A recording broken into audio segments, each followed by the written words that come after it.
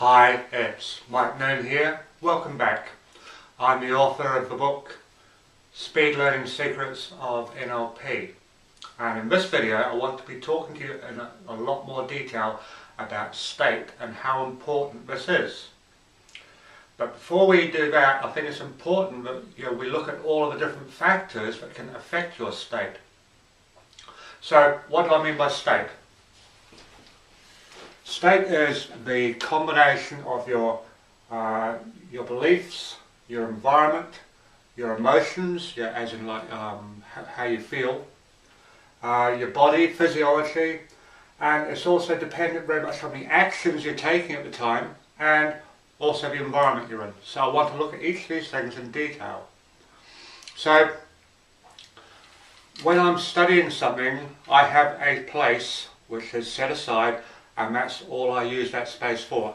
And I have created anchors, and I will talk to you more about anchors in a future video, and you may recall I mentioned it in one of my previous videos. And there are things there that I use that remind me of the state, of the physiology, of a mental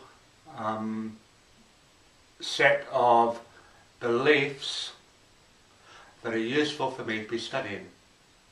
So one of the interesting things is I believe when I'm studying it's really useful to be curious. It's also really useful to believe that being interested in the subject is useful as well. It is useful to believe that I'm capable of learning the thing I'm studying, and also that I've got an end use for the subject matter when I've finished using it, and a bigger purpose for that. So it could be to maybe to write a book, another book. It could be to do a report. It could be for a presentation. It could be for writing a thesis.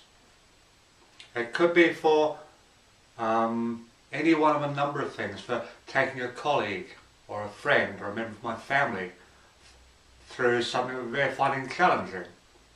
So if you've got a bigger kind of picture, that's useful, and this all adds to your state. The other thing about your environment, as well as the physical location of it, is the people that are around you. Now, I don't know about you, but in my background, my dad was pretty kind of anti-higher education because he had been to the University of Life. And he was also quite scathing of people who would do things like read the Financial Times on the tube. I don't know why. And it was almost like a kind of reverse snobbery. So what I would urge you to do is to look at what sort of beliefs you have about learning, about being educated. And you might be surprised at what you uncover. So that's the two major sort of aspects of that.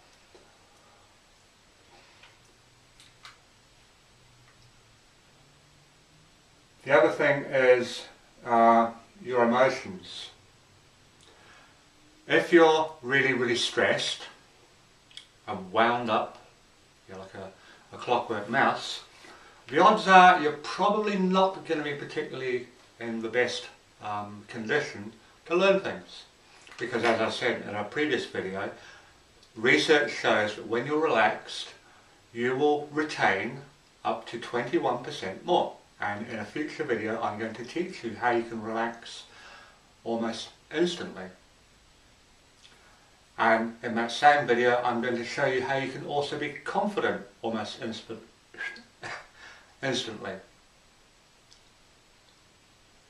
And these are both useful things.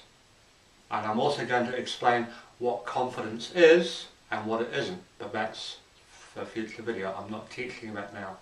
I'm just pre-framing it. So your state is the sum of your environmental influences, the place and the people. It's the beliefs that you have about your capabilities and about the worthwhileness of doing whatever you're doing, how you're going to apply it. It's about your emotions, and it's about your body physiology. And if you recall, I took you through the exercise in a previous video where you experience what it is to be sad or depressed or down. And I showed you how you could change that just by altering your body position.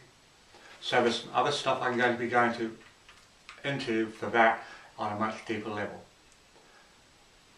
That's about all I'm going to do on this video, because there's a lot of stuff to cover and it makes more sense to break it down into tiny little chunks. And I'll be talking to you about chunks in a future video as well, because they are very useful when you are learning stuff. Okay? So, till the next video.